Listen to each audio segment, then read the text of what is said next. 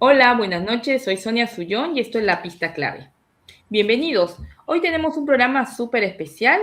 Nos visita la doctora Sandra Castro. Ella es ex fiscal anticorrupción, la fiscal del caso Cuellos Blancos, que fue la primera, es una fiscal emblemática, fue la que empezó con todo este entramado de corrupción dentro del Poder Judicial y de la Fiscalía. Ella investigó y conoce el monstruo por dentro, ¿no? Entonces ella nos va a contar sobre las amenazas que se ciernen ahora, porque volvimos a los 90 casi, ¿no? Donde se compraban jueces, se compraban fiscales y, por supuesto, se cortaban cabezas también a los jueces y fiscales independientes. Y hay toda una amenaza en estos momentos sobre las cabezas de los jueces y fiscales. Ella misma es víctima, ha sido víctima de esta racia, ¿no?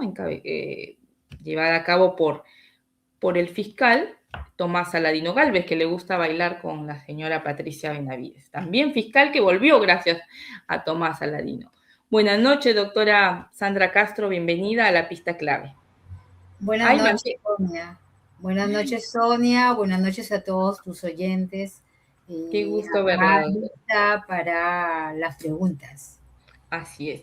Y no se olviden, más adelante vamos a develar quiénes son las mentes brillantes que asesoran a Fernando Rospigliosi, ¿no? El hacedor de estas leyes de impunidad, ¿no? Que favorecen, bueno, a policías y militares corruptos y criminales, a su vez, más adelante. Ahora, doctora, usted que conoce por dentro, ¿no? El monstruo, todo este entramado de los cuellos blancos, ¿no? Que fue todo este tejido, este aparato de jueces y fiscales corruptos que tramaban, ¿no? Entre ellos los hermanitos.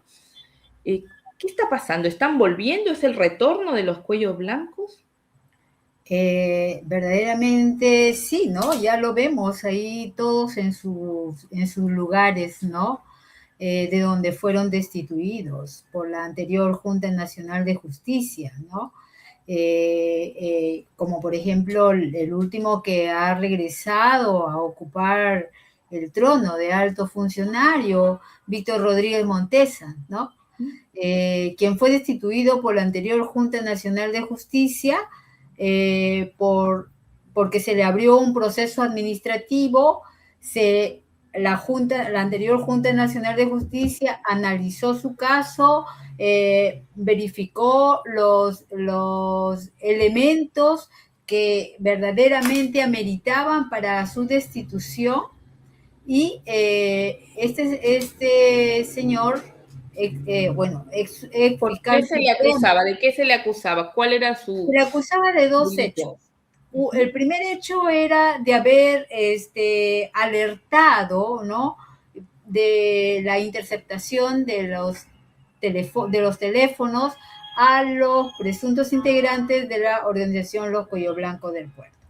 El segundo hecho es de que presionó a un medio de prensa de IDL reportero. reporteros, ¿no? Y también a otro medio de Panorama, ¿no? Para que le entreguen los audios sin editar, dice, ¿no? Y también que develen su fuente. Ajá. Entonces, ese tipo de presión ejerció haciendo uso de su cargo, como aquel entonces él era jefe de la Oficina de Control Interno del Ministerio Público. Ajá. Sí, Claro, se valió de su cargo para intentar para amedrentar a los periodistas presionar a los medios de presionar. prensa, ¿no? Sí, Y sí, sí. además le alertó a quien, a Inostroza y a todos, a Tomás Claro, Saladino Gálvez también. ellos tenían vínculos, él tenía vínculos, ¿no?, de amistad y se reunían siempre, ¿no?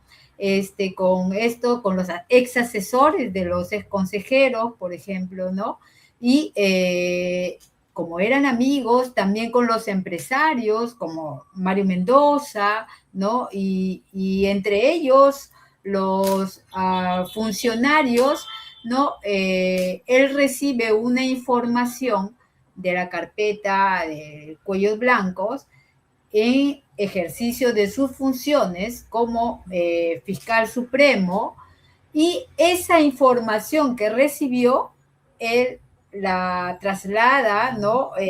Alertando a estos integrantes de esta presunta organización, los Cuellos Blancos. Por eso fue destituido. Y el cargo que se le imputó, ¿cuál fue? El delito de que de faltas graves, pues, faltas ¿no? graves. Muy graves, faltas graves, ¿no? Tráfico de influencias, Ya, colusión. tráfico de influencias, eso fue ya, eso es ya, porque además del proceso administrativo, se le abre un proceso, una Penal. investigación penal, Ajá. ¿no? Ahí ya se investiga delitos, ¿no? Claro. Como los de posiblemente tráfico de influencias, corrupción, ya eso lo investigaba ¿Y la... cómo irá ese curso? Seguramente también lo van a archivar, ¿no? Por un lado, lo han limpiado a nivel administrativo. La Junta Nacional de Justicia está, bueno, que preside la señora Teresa Cabrera, que para ella, o sea, tiene diferente matiz para mirar, ¿no? Así es. A los que delinquen. Así es, así es. La Junta Nacional de Justicia eh, revisó la solicitud de Víctor Raúl Rodríguez Montesa, ¿no? Y el Tribunal Constitucional declara nula la resolución de la anterior Junta Nacional de Justicia que lo destituye. Y el Tribunal Constitucional declara nula la resolución solo por un tema de forma, más no por un tema de fondo, ¿no? Parece que estos tribunos no tienen memoria, ¿no? De lo que ocurrió, de lo que sacudió el sistema judicial, ¿no? De lo que pasó en nuestro país, de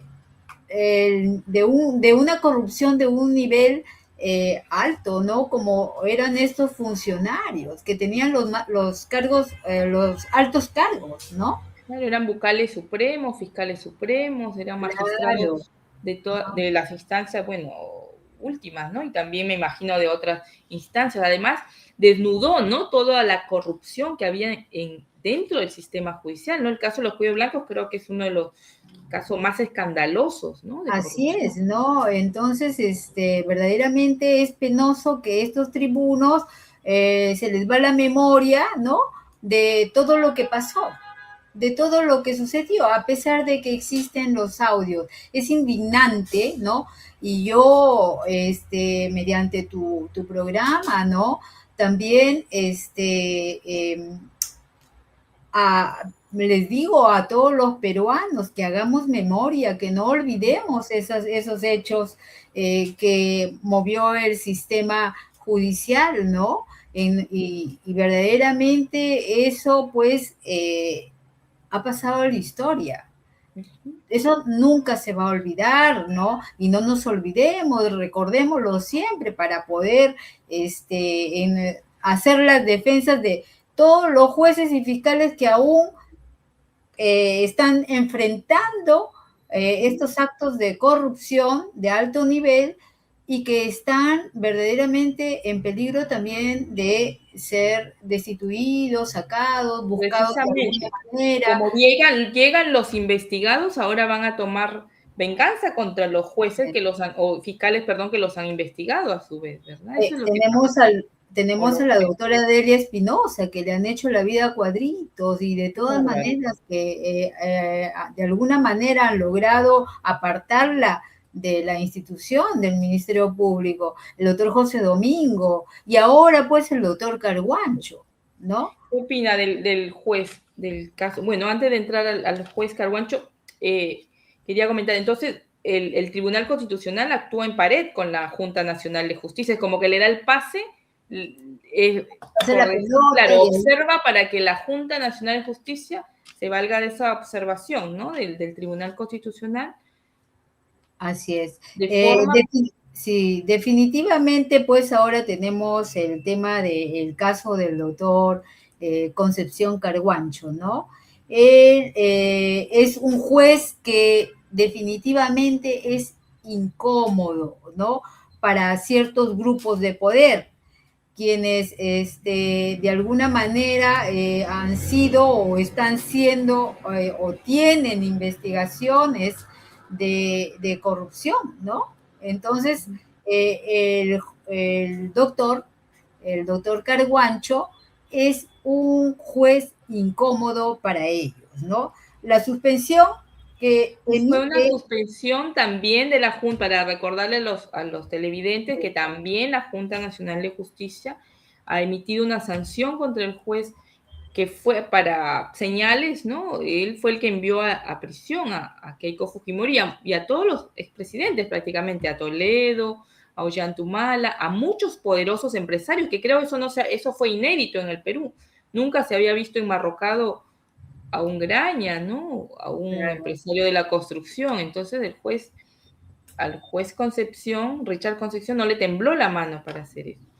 Y, y lo peor es de que esa resolución que emite la Junta Nacional de Justicia para buscar la suspensión del doctor Carguancho, verdaderamente que es endeble, pues, ¿no? Entonces, por el hecho de cantar, por el hecho de enseñar en un instituto, dictar clases en un instituto y colocar una foto, ¿no?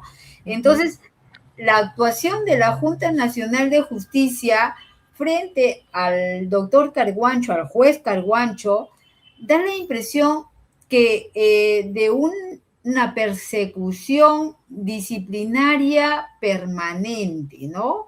Eso da la impresión, ¿no? Que ellos están ahí constantemente viendo de alguna manera cómo suspender a los jueces y fiscales que les son incómodos, ¿no?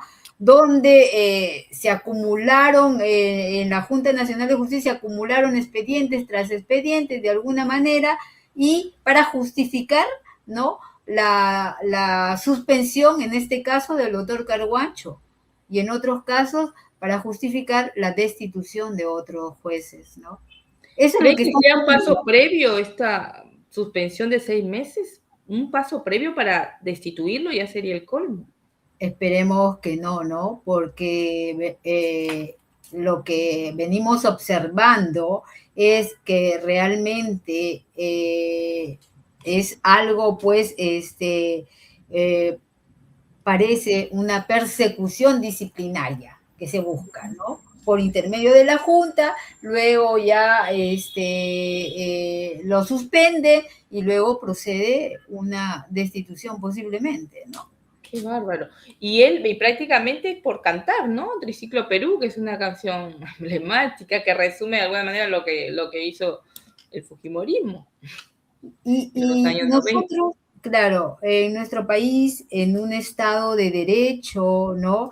Las sanciones que deben responder a faltas eh, acreditadas, ¿no? O una búsqueda incesante, ¿no?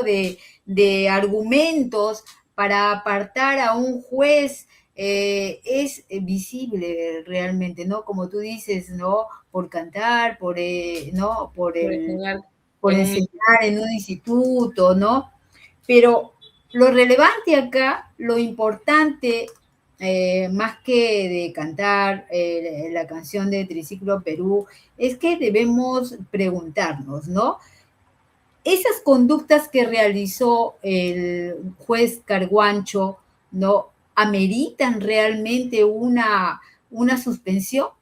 ¿No? ¿De qué manera se afecta la función jurisdiccional por el hecho de cantar, por el hecho de enseñar en un instituto, ¿no? Claro, Otra resulta algo pregunta, anecdótico, no es un claro, tema de fondo, de corrupción, de tráfico de influencias, el juez no se le ha escuchado en un audio tramando a quién vamos a bajarle la condena a este violador, o sea, es absurdo, ¿no? sí. Es absurdo. Entonces, y mientras que por un lado utilizan pues todo el mazo contra jueces o les inventan, ¿no? Y por Carpetas. lo que hizo el doctor Carguancho, ¿de qué manera fue afectado el bien jurídico, ¿no? De la función jurisdiccional?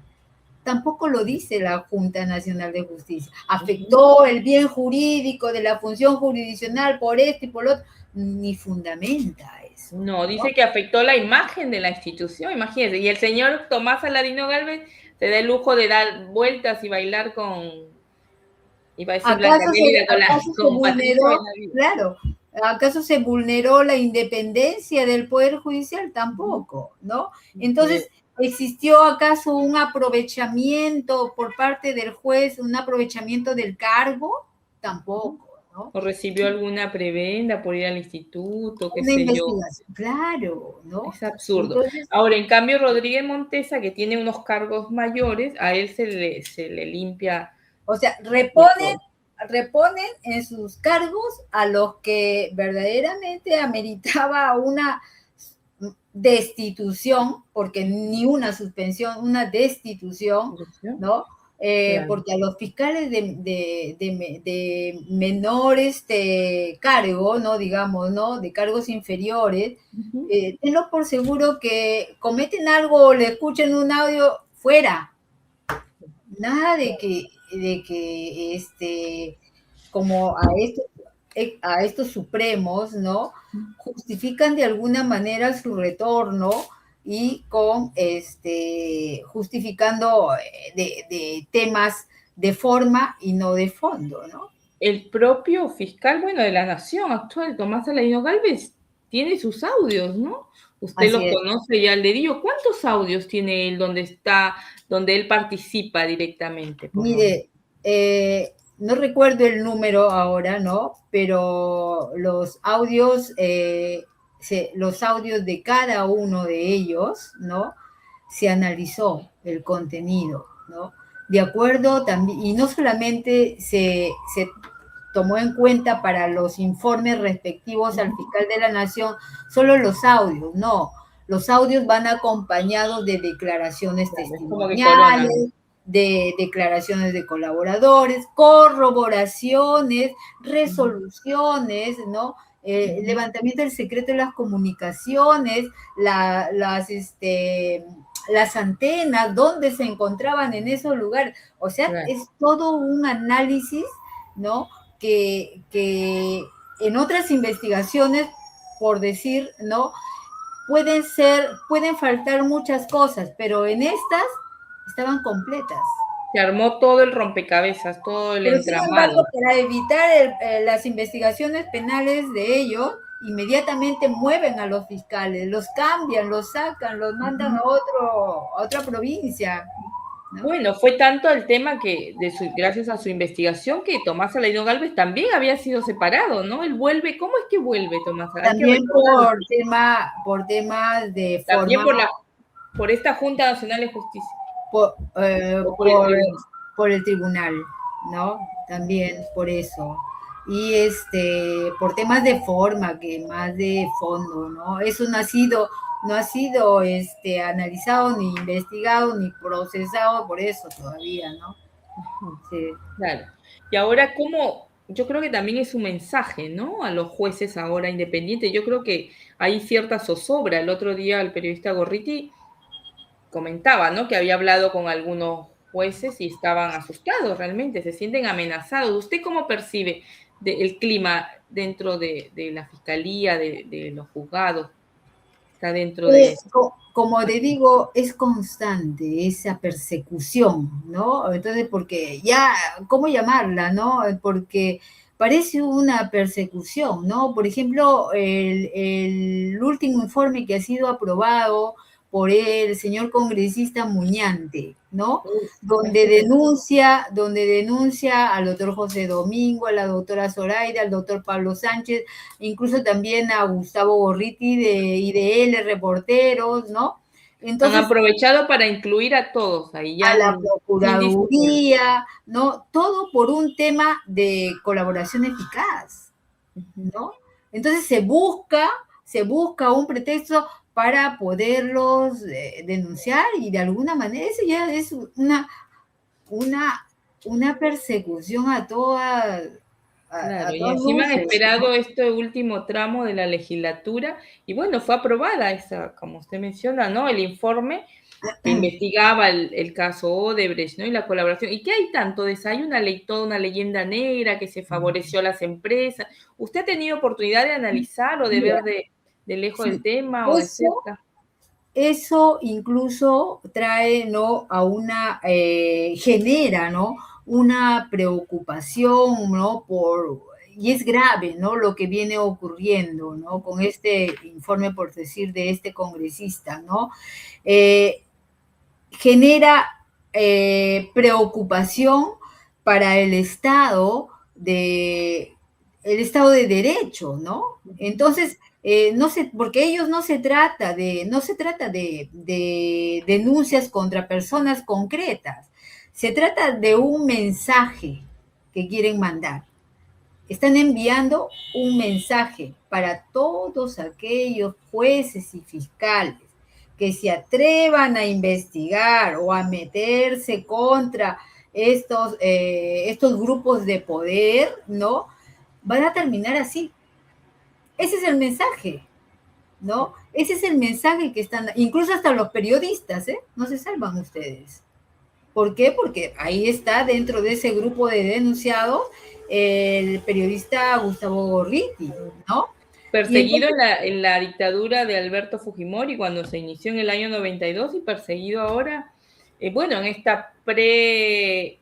el pregobierno de Keiko Fujimori, porque ya le han venido preparando, allanando el camino, tiene todo el terreno, todas las instituciones disponibles a su disposición. Nosotros el otro día comentábamos eso, ¿no? Sí. Y la colaboración eficaz es una herramienta reconocida por la ley. Entonces, no es ni siquiera algo que los jueces y fiscales que utilizaron a la colaboración, se sigue utilizando.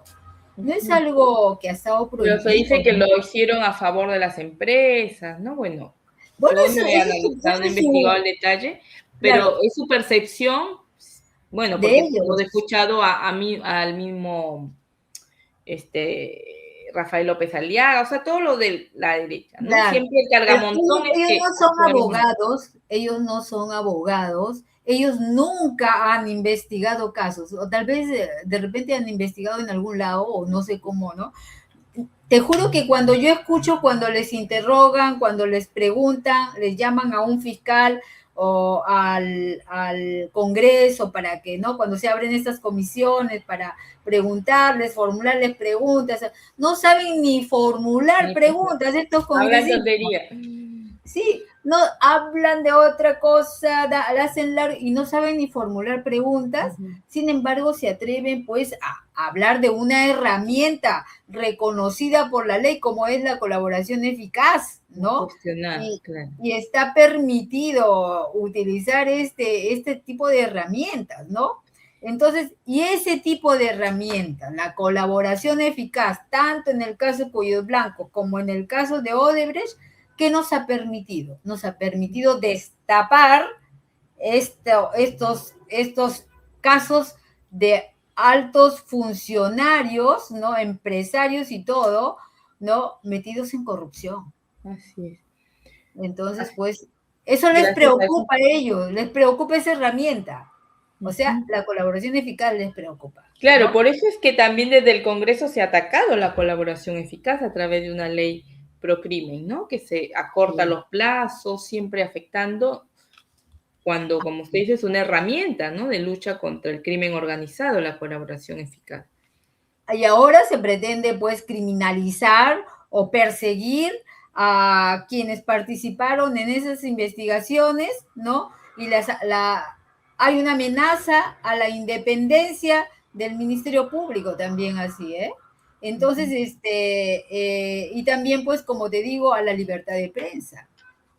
¿No? Que casi, entonces, claro, en una democracia lo primero que atacan los gobiernos dictatoriales, arbitrarios, son precisamente la independencia del Poder Judicial y de los órganos de administración de justicia como el Ministerio Público y bueno, y la libertad de prensa, ¿no? Siempre intentan amordacerla.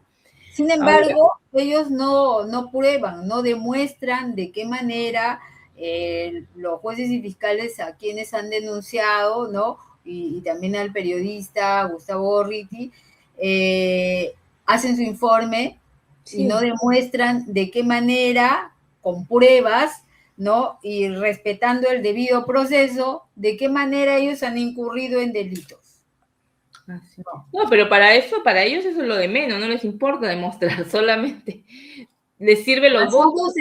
Basados en subjetividades, nada más, basados en Ya subjetividades. hemos visto el caso de la doctora Delia Espinosa. A la doctora la han masacrado, ¿no? Digamos, en el sentido de cómo la han tratado de, bueno, de quebrarla, ¿no? En todo sentido. Por todos lados Claro, la han atacado. la lucha contra la corrupción no puede terminar con los corruptos considerados como víctimas y los investigadores considerados como corruptos. Así está terminando, ¿no? Entonces es penoso lo que está sucediendo en nuestro país. Sí, doctora. Yo le había preguntado es importante señalar, bueno, habíamos hablado de Tomás Aladino Gálvez, ¿no? Porque él fue investigado por usted. Usted encontró audios que al principio no se sabían. Usted alguna vez me contó la historia, no se identificaba quién era quién en cada audio, ¿no? Pero en el caso del actual fiscal de la nación, o sea, que tendría que ser una persona incorruptible, que no tuviera sospecha de absolutamente nada, el señor está metido en este entramado de corrupción, de audio, de idas y vueltas, ¿no? De llamadas telefónicas. Yo recuerdo que escuchaba un audio donde él decía, me van a traer los libritos, ¿no? Y hay un argot, ¿no? Criminalístico. ¿Qué significa me traigan los libritos? O sea, es ahí. Cuando se estaba investigando el caso al inicio, ¿no? Del caso de los cuellos blancos, se tomó declaraciones. Y yo, como yo era la fiscal que escuchaba, ¿no? Estos audios, a mí me tapan los ojos y me ponen los audífonos, yo los reconozco a todos por sus voces, por su forma de hablar, por sus dejos, ¿no? Hasta ahora no se me olvida, ¿no? Los tengo acá, sus voces y toda su forma como hablan, ¿no? Por más que se traten de esconder detrás de alias, de algún alias, yo sé quién habla, inmediatamente, ¿no? Entonces, ahí también yo hice, como habían bastantes alias, bastante jerga, bastante, para esconderse y no demostrar Se quiénes cuidaba son, del medio. se cuidaban mucho. Entonces, yo realicé un vocabulario y a los que declaraban les preguntaba qué significan naranjitas, qué significan los verdecitos, qué significan los libritos, ¿no? Y ellos decían que era, ¿no? Dinero, dinero, ¿no? ¿Qué significa, quién era el caballito? ¿Quién era así, verdaderamente? Para entender, ¿no? Quiénes estaban detrás.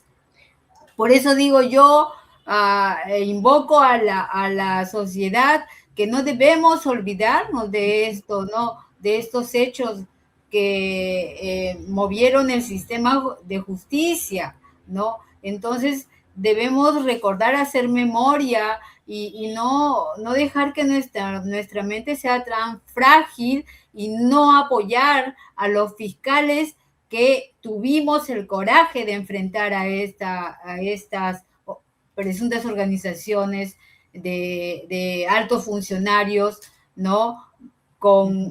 Que cometían actos presuntos de corrupción, ¿no? Por lo menos que se los investigue, pero todo eso se ha evitado y se bloquea y se bloquea. Sí, y ahora que usted menciona, o sea, los mismos magistrados, los mismos fiscales supremos usaban el argot criminal, ¿no? Sí. Porque después se le identificaban los mismos delincuentes de la que identificaban, ¿no? ¿Qué significaba Utilizaban hasta el chimbo, o sea, el chimbo era un teléfono chueco, como lo llaman, ¿no? O ¿Y sea, quién como mencionó? ¿Quién habló del chimbo? ¿Qué magistrado recuerda? Walter Ríos, ¿no? Con su asesor, Gianfranco, ¿no? Entonces, llámame por el chimbo, ¿no? Te mandaba un mensaje al chimbo, revise el chimbo. Entonces, todo eso, ese lenguaje, es por ello que así nada más ningún fiscal le hubiera sido tan fácil para entender todo este caso que era verdaderamente todos los días en la Corte de Justicia del Callao. Parecía un mercado donde se vendía la sentencia, los expedientes, diario. Espantoso, claro, Sí. era terrible. Y de ahí llegaba también, bueno, a todas otras instancias, ¿no? Fiscales, jueces, incluso el tema del nombramiento, ¿no? En el entonces Consejo Nacional de la Magistratura, ¿no? Había Nosotros un cruce. nunca investigamos a los altos funcionarios. O sea, no, como dicen, no, algunos dicen, lo chuponearon, ¿no? Hablan sin saber. Nosotros no chuponeamos a esos altos funcionarios. Fueron ellos los que ingresan a los teléfonos de los ranqueados o de los abogados, ¿no? Y también ahí hablaban en sus jergas, sus alias y todo, y uno pues está escuchando, eso es lo bonito de ese sistema, a mí me gustaba mucho, ¿no? Eso es lo bonito, porque tú no sabes quién está detrás. Y peor que si no los conoces sus voces, no ha sido tal vez como ellos magistrados dictaban clases, pero de repente dio la coincidencia que yo no había asistido a ninguno de sus seminarios ni sus cursos, no conocía sus voces. Y ahí los conocí. Y ahora ya, como dijo acá, todo está acá, ya sus voces quedaron acá. Todo se quedó acá.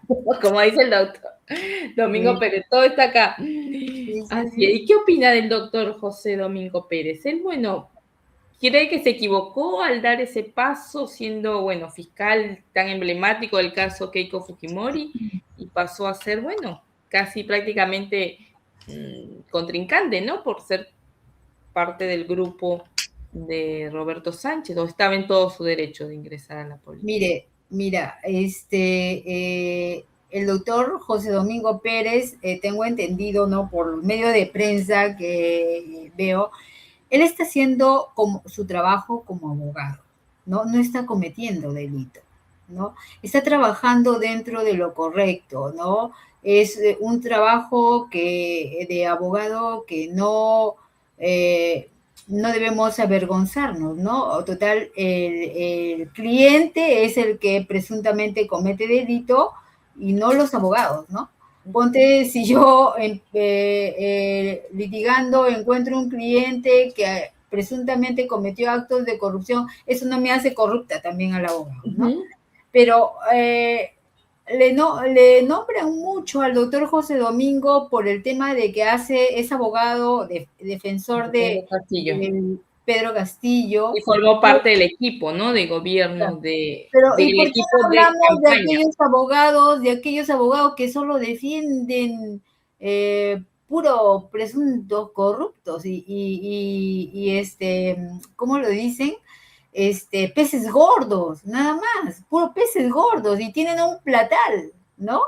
Entonces, hay muchos abogados y les llaman de opinólogos, ¿no? A opinar y eso, ¿no? Están Entonces, ahí en ¿por qué los no canales de hablamos de señal estos abierta? abogados, ¿no? Y sin embargo, lo juzgan al doctor José Domingo Pérez, ¿no? Del por qué defiende a Pedro Castillo, ¿no? Él lo defiende en unos hechos En el del caso del golpe, autogolpe, ¿no? del golpe, Y así es. Castillo tiene varios abogados, ¿no? Por otros hechos, ¿no? Entonces, me parece que ahí se exagera un poco, ¿no? Porque al igual que otros abogados, está ejerciendo su trabajo, ¿no? Dentro de lo correcto. ¿Y usted cree que, porque yo he escuchado a muchos, en fin, fiscales, ¿no? Amigos abogados, que mencionan que él se equivocó en el planteamiento de la acusación contra Keiko Fujimori, ¿no? Que cometió muchísimos errores y que quizás si hubiese hecho bien su trabajo, la señora, no es que le estemos deseando el mal a nadie, pero hubiera sido procesada, ¿no? Como corresponde. Claro. Bueno, tendríamos que ver la carpeta, ¿no? Porque tal vez Dice que tiene, ¿cuántos testigos me hablaban en el caso? Creo que no sé si 1.000 testigos, Claro. Lo que bastante pasa es que en el exagerado. control de acusación, ¿en qué consiste el control de acusación y que es permitido por el código, por el Código Procesal Penal? Su misma palabra lo dice, control. Ahí se va a controlar qué está bien, qué no está bien, y el juez está dentro de todo lo regular de mandar a corregir al fiscal. Entonces, Y por le eso... corrigieron varias veces, ¿no? Por eso Hildebrand el otro día lo escuché en una entrevista que le recordaba que le corrigieron 6 veces, me parece, ¿no? La acusación. que también es un tremendo caso, pues, Tremendo. ¿no? Entonces, pero es lo correcto, por eso es control de acusación, ¿no? Porque ahí controlan el juez como árbitro, controla al fiscal y a la defensa. Pero muchas veces la defensa también se equivoca, también, ¿no? Pues de repente en su presentación de medios de prueba, ¿no? Hay alguno que no lo sustenta bien, también le llama la atención, también le corrige, a los dos. El juez es el árbitro, ¿no? Tal vez es que tuvo un gran número de testigos, ¿no? De repente estaba analizando qué era lo que presentaba, a quienes llevaba como testigos, ¿no? En el momento del control de acusación, ¿no? Y tomó, bueno, ¿cuánto duró el caso? Más de 6 años, ¿no? Casi Claro. 8 años estuvo en esa investigación. Pero Porque bueno, uno en el control de acusación, uno puede presentar 1000, ¿no? Pero ya es el juez el que decide cuántos van y quiénes van. bien, ajá. Ahora, ¿usted cree que terminará preso el doctor José Domingo Pérez? ¿Que Keiko Fujimori lo quiere ver preso? ¿Esa sería la sentencia ya contra él?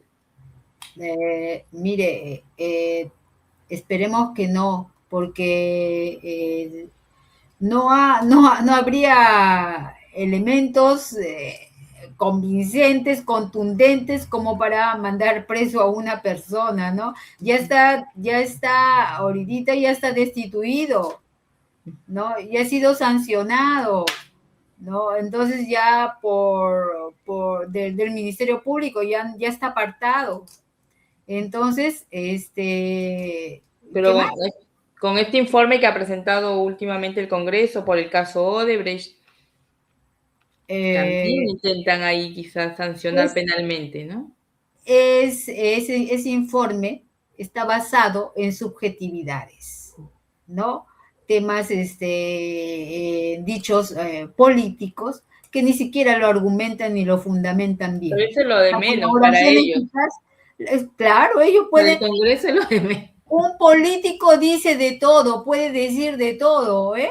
Eso dice un político dice de todo, pero una persona de derecho, no, nosotros siempre nos amparamos en la ley, ¿no? Hablamos con fundamento, con sustento, que es lo lógico, ¿no? Entonces, según mi análisis de ese informe, de este congresista Muñante, que lo ha leído gritando a toda voz, ¿no?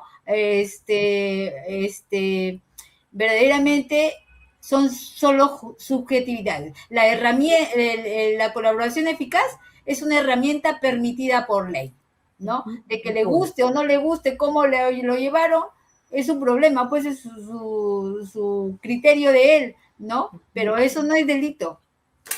Punto. Y mucho se le achaca también el tema de, bueno, cada uno tiene sus propiedades, ve la manera como vivir, ¿no? Yo he escuchado a muchos periodistas que el Volvo que tiene, el automóvil, ¿no? Yo creo que los fiscales, si bien están Eso, en todo su mira, derecho, ¿no? De comprarse una buena casa, un buen automóvil, imagino usted, es fruto de su trabajo, ¿no?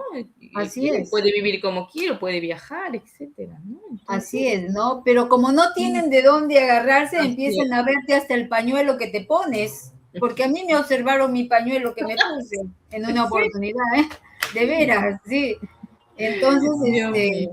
pero mi trabajo, pero lo que uno tiene es nosotros venimos trabajando de años para el Estado, no como ellos, ¿no? Que ni siquiera han tenido un trabajo y sin embargo resultan como congresistas y con unos tremendos sueldos. Nosotros hemos ganado hasta 3.000 soles muchos años. Yo como provisional, muchos años venía ganando 3.000 soles, pero como amo lo que hacía como fiscal, ahí estaba con 3.000 soles, seguía haciendo mi trabajo y bien hecho, ¿no? Entonces,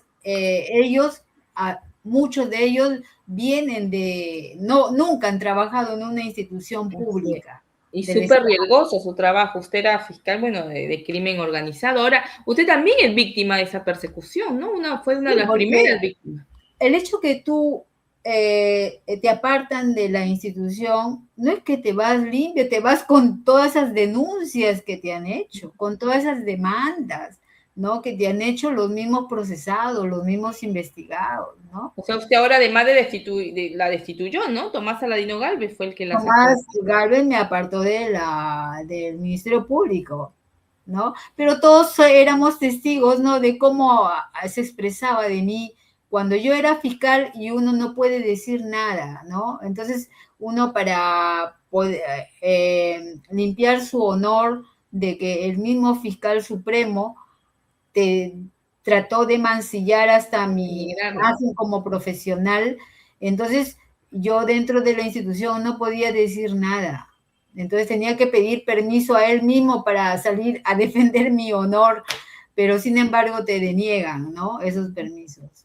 Entonces, vemos que él constantemente va a Huilas, y en Huilas, en donde iba, no dejaba de mencionarme, ¿no? No dejaba de mencionarme. Incluso hasta mentiras habló, que yo hasta le podría interponer algo. Claro, habló hasta mentiras, pero no le interesaba a él, ¿no? Y yo tengo todas esas grabaciones, todas las tengo ahí, sí. Además de la grabación de las difamaciones, también las otras grabaciones, las que hacía con... Ah, no, esos están en constelación. Cuello blanco. Pero todo lo tenemos ahí en las prensas que divulgaron. Sí, ahora está en YouTube, todo lo podemos. El que quiera puede poner Cuello Blanco, Tomás Aladino Gálvez y ahí salen los audios, ¿no?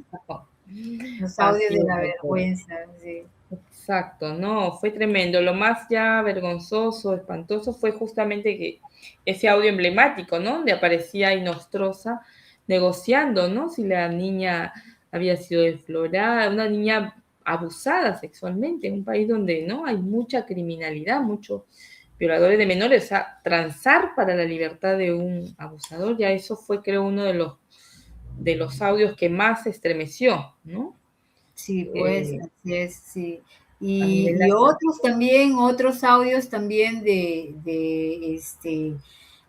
personal de servicio, ¿no? De limpieza, que los llevaban a sus casas para que trabajen de domésticas, ¿no?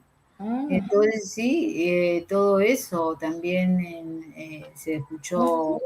Los mismos fiscales supremos y jueces. Walter Ríos, por ejemplo, llevaba personal de servicio de limpieza, los llevaba a su casa para que hagan los quehaceres ahí en su casa y todo. O sea, fue terrible, fue terrible. Claro, ya se aprovechan hasta el más mínimo.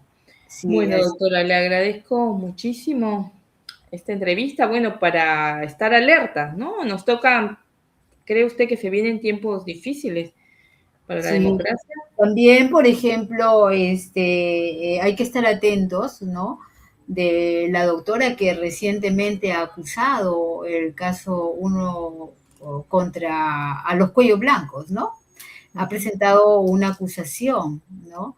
Entonces es una fiscal suprema provisional, esperemos que la doctora se mantenga y en estos momentos donde verdaderamente hay mucha tensión, muchos riesgos de que sean movidos de sus lugares, de sus puestos de trabajo, la doctora ha tenido el coraje de denunciar.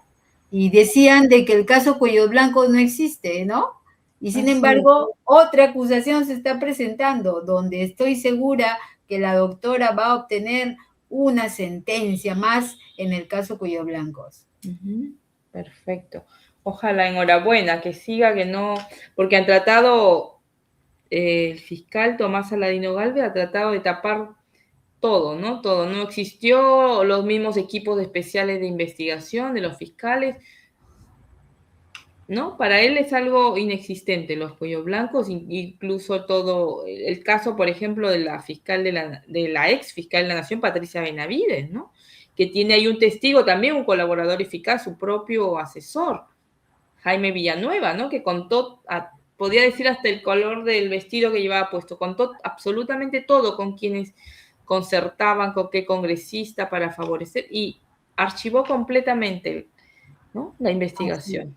Bueno, sí, pues, ¿no? ¿En qué irán a quedar esos casos? Tremendo. Habría que Ahora, adivinar. con la nueva, bueno, presidenta, vamos a ver en qué quedará. ¿En qué quedarán esos Presidenta todavía no proclamada, bueno, aunque el Jurado Nacional se le escapó. Bien, Así doctora, es.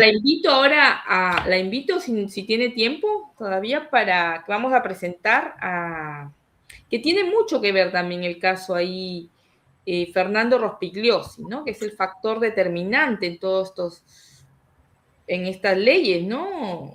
Con la última ley y también que la ley de esto de los militares y de la policía, ¿no? Claro, Esa él ley, promueve la impunidad de los malos policías, porque hay buenos policías, hay buenos militares, pero él promueve la impunidad de los policías criminales, abusadores y corruptos, ¿no? Porque esta ahí se ley, persigue también la impunidad, ¿eh? Ahí también con esa ley se busca la impunidad de aquellos militares y policías, ¿no? Que participan en organizaciones criminales y los van a llevar a ser investigados por su propio fuero, ¿no?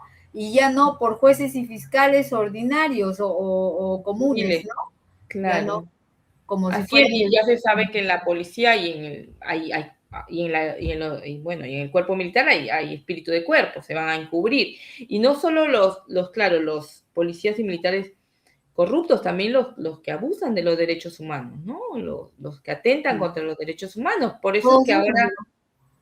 todos esos casos, por ejemplo, de la muerte de estos 5 chicos, de esta matanza que ha habido, ese Colcabamba, sí, caso también corre el riesgo de que sea investigado por sus mismos fueros, fuero militar, ¿no? cuando ahí Fueron está el último, probadísimo, el último que ha sucedido en una carceleta, en una carceleta espantoso, sí. de un menor de 17 años, En Manchay, sí, en Manchay. que Ese fue caso, detenido. ajá, así es. No, y encima los padres sí, nosotros lo reportamos ahí en el Twitter y bueno, y estamos tratando de ahondar más, pero es escalofriante, ¿no? Una situación de vulnerabilidad en la que el chico aparentemente no fue a dejar una amiga, la madre de la chica llamó al serenazgo y ahí es donde lo detienen y lo llevan a la comisaría. Y Claro. bueno, y 2 días después los padres lo encuentran casi muerto. O sea, es espantoso. Esa historia parece sacada de verdad de los años 80, 90. Sí, sí. Es un riesgo de impunidad. Y una criatura de 17 años, que hace 2 días cuando tendrían que haber, bueno, los padres mencionan que no sabían que estaba ahí detenido.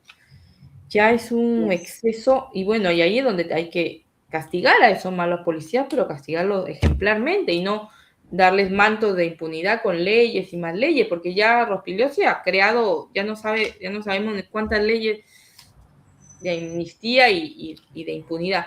Bueno, entonces nosotros les habíamos comentado a través de nuestras redes que hoy día íbamos a revelar quiénes son estas asesoras detrás del hombre fuerte de Keiko Fujimori, porque él es el que hace y deshace dentro del Congreso, ¿no? Es el presidente del Congreso. Y resulta que vuelven 2 conspicuas fujimoristas, ¿no? De los años 90, porque ella obviamente ha dicho que va a gobernar como su padre, entonces está demostrando por la gente que la rodea, ¿no? Entonces, hay 2 asesoras, bueno, muy cercanas a Fernando Rospigliosi, que ahora la vamos a presentar. Una de ellas es la señora Marta Chávez. Bueno, no necesita mayor presentación. Ella es muy conocida desde los años 90. Era, bueno, una mujer que estaba ahí siempre al pie del cañón, defendiendo los intereses de la reelección y todo. Y la otra, asesora también, que, bueno, según lo que hemos podido recoger la documentación que prueba que ella es asesora, es la señora, para los que tenemos, bueno, más de 40 años, 50, 60, de la época de los 90, la conocemos muy bien, es Carmen Lozada de Gamboa, la señora Carmen Lozada Rendón de Gamboa María del Carmen. Ella aparece como asesora de la primera vicepresidencia del señor, bueno, Rospigliosi, que desempeña ahora de primera vicepresidenta, que pasó a ser presidente del Congreso, luego de lo que ya sabemos de la separación, destitución de, bueno, de Dina Boluarte, José Gerí, etc. Y ella está ganando 17.928 soles como asesora de la primera vicepresidenta. Y bueno, el señor Rospigliosi tiene más de 12 asesores, ¿no? Y otra, bueno, Marta Chávez, ella aparece acá, no aparece el sueldo de la señora Marta Chávez, seguramente a través de, en fin, hay otros mecanismos, ¿no? El penudo o por PCM, no sé cómo recibirá su sueldo, pero acá no aparece el monto. Y bueno, recordemos un poco quiénes son estas señoras, Marta Chávez, Carmen Lozada de Gamboa, y anteriormente también se juntaban mucho con Luz Salgado, no sé si se acuerda, doctora. Sí, claro que Entonces sí. era ¿cómo le llamaban? Las superpoderosas, las chicas del CAN, eran siempre ahí firmes, rodeaban a Alberto Fujimori, eran inquebrantables, infranqueables, y siempre en los fueros de parlamentarios, ¿no? Entonces nunca se fueron las señoras, desde los años 90 se han perpetuado, entre comillas, hasta ahora, hasta la llegada de la hija. Interesante lo que vas a contarnos y me mantendré escuchando lo que vas a comunicar a toda la sociedad. Muy bien, doctora, gracias. Le agradezco. Muchísimas gracias. Bueno, seguiremos contándole. Entonces vamos a ver este video de Montesinos, hablaba de ellas. En el caso de la señora Marta Chávez de Cosío, Luz Salgado, Carmen Lozada de Gamboa, Manuel Vara, que era jefe del PRONA, y el señor Sobero Taira, que fue ministro de Pesquería, embajador del Perú en La Habana, Cuba, con Fidel Castro, candidato. Tuve una reunión en las instalaciones del Servicio de Inteligencia, en un ambiente que está al lado de la cocina, en un comedor, y a ellos les entregué a cada uno $20.000 para el objetivo de su campaña personal, independientemente, señor presidente, de la ayuda que se le daba a los 120 candidatos a Congreso, que consistía en ¿qué? En la entrega de calendarios, modelo grande, mediano, pequeño, en los personales, para lo cual cada uno de ellos me entregó su foto, porque cada uno quería salir con la foto que él quería. No le gustó cuando presenté yo unas fotos, unos calendarios con las fotos, y dijeron, no, esa foto no me gusta. Cada uno quiso entregar su foto. Entonces tuve que yo enviar al triturador los calendarios, recepcionar. La que más me reclamaba era la señora Luz Salgado, esa foto no me gusta. Dije, bueno, al triturador los calendarios, traigo usted su foto, y sobre esa foto se mandó a hacer. O sea, no solamente fue el tema de los $20.000, sino fue los calendarios, las pelotas. O sea, le daba, además de los $20.000, ahí explica Montesinos, si quieres podemos seguirle dando, Cecita. Explicaba que también le da, además de los $20.000 que le dio al cash a cada una de ellas,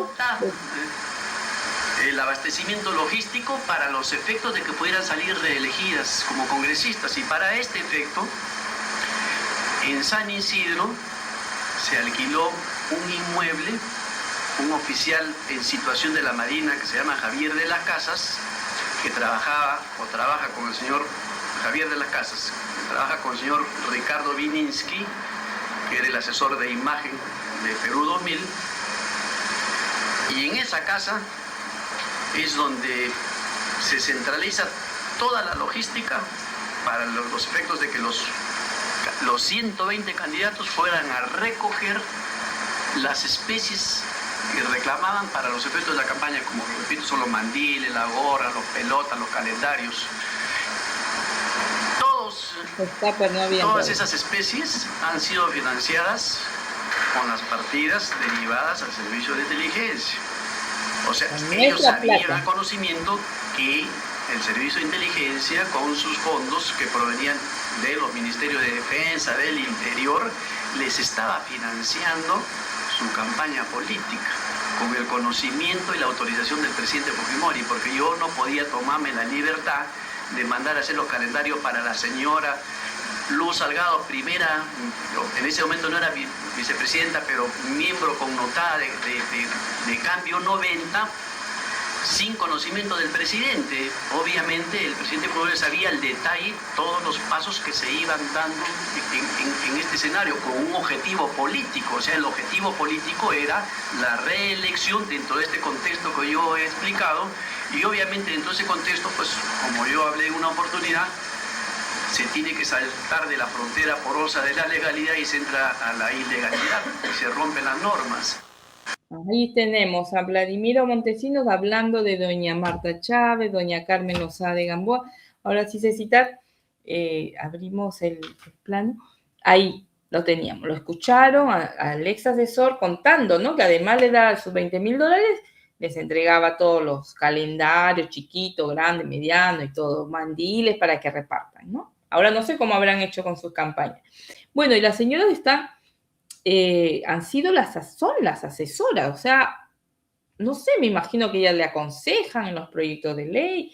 Marta Chávez ya sabemos, ¿no? De cómo era en la época de congresista, era una mujer, bueno, invencible en sus pensamientos fujimoristas, infranqueable. Entonces, ahora vamos a escucharla a ella comentando un poco. A ver, tenemos el video de Marta Chávez para quienes aún no la identifican. Bueno, ella es senadora electa, ahora la vamos a tener ya.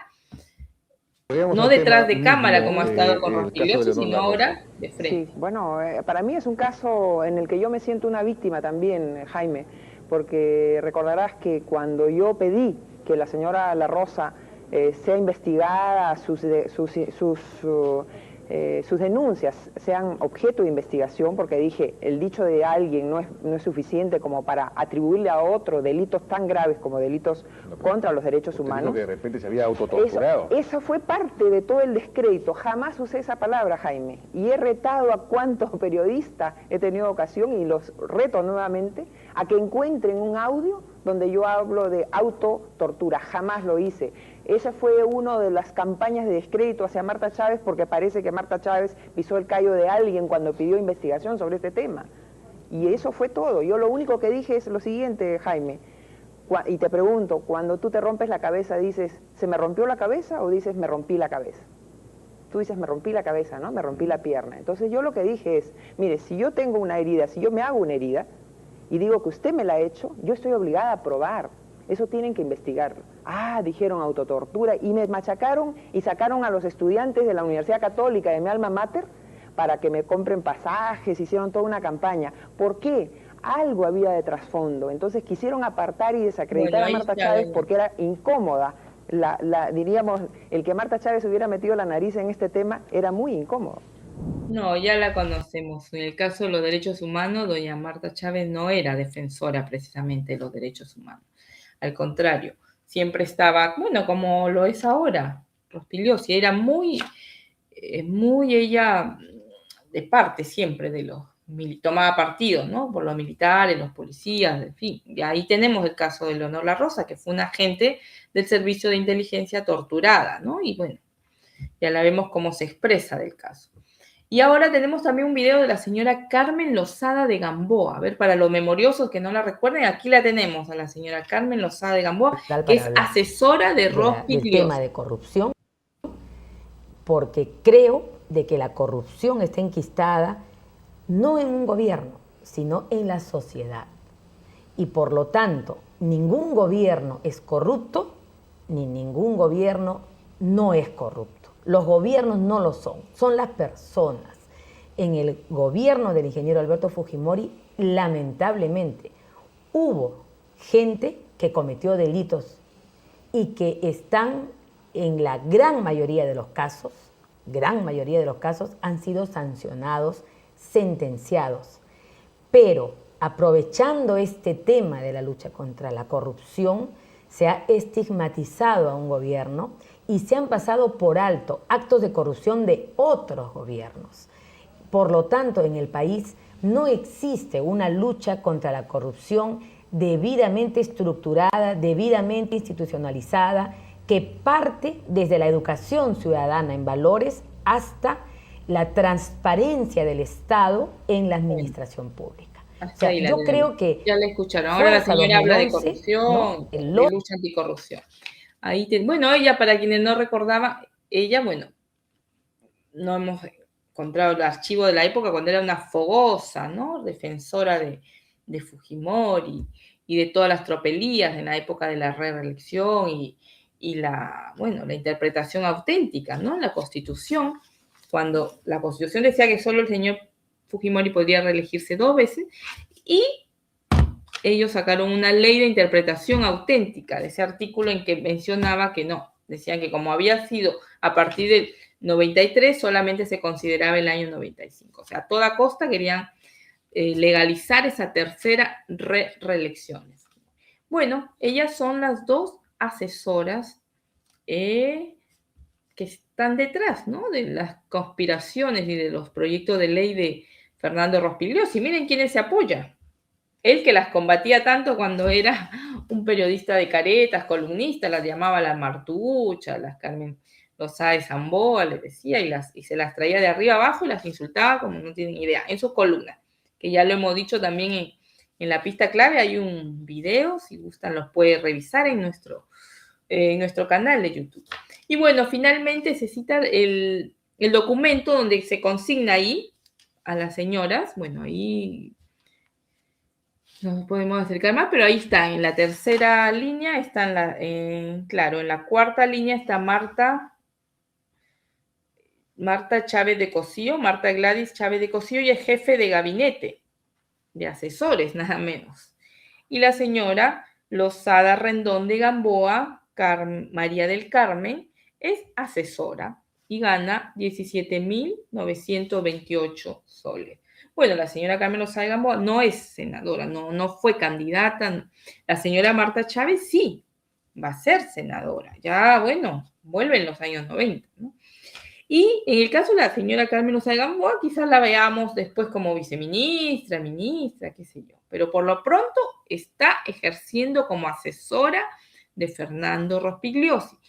Esto es es inequívocamente, son los años 90. Podemos sacar, se cita ya la parte de esto.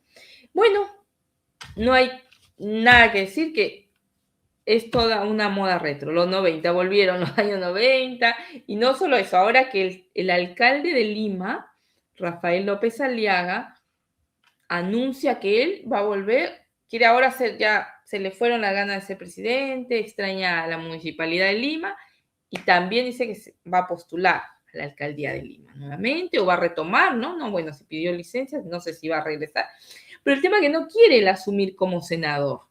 Le ha dado la pataleta, no quiere juramentar. Entonces, si él lo juramenta, adivinen quién ingresaría como senador. Por su partido Renovación Popular, pero que se le conoce que es un fujimorista añoso, ¿no? Un rancio fujimorista que fue ministro de Alberto Fujimori, el señor Absalón Vázquez. Es ministro de Agricultura, sentenciado por corrupción. Y bueno, también se va a juntar ahí la promo con Marta Chávez, Carmen Lozada de Gamboa, Miyachiro, como en los años 90, con los mejores tiempos, las viejas glorias del fujimorismo. Así estamos. Y bueno, la doctora Sandra Castro ya advirtió, ¿no?, de la amenaza contra los jueces y fiscales independientes. Bueno, estaremos atentos, seguiremos investigando, ¿no? Alertando situaciones de peligro, de emergencia. Bueno, ya hemos dicho acá, se viene una persecución.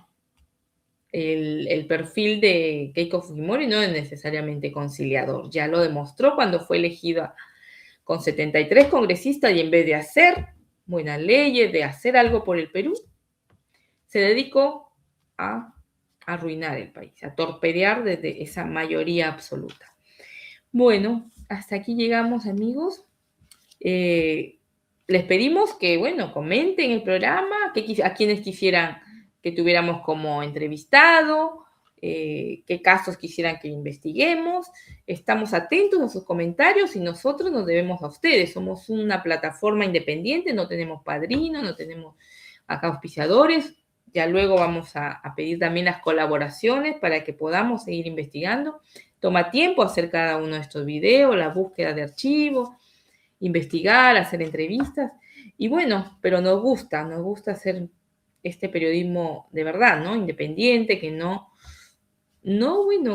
hacemos cherry, no soboneamos a nadie acá, actuamos con total libertad.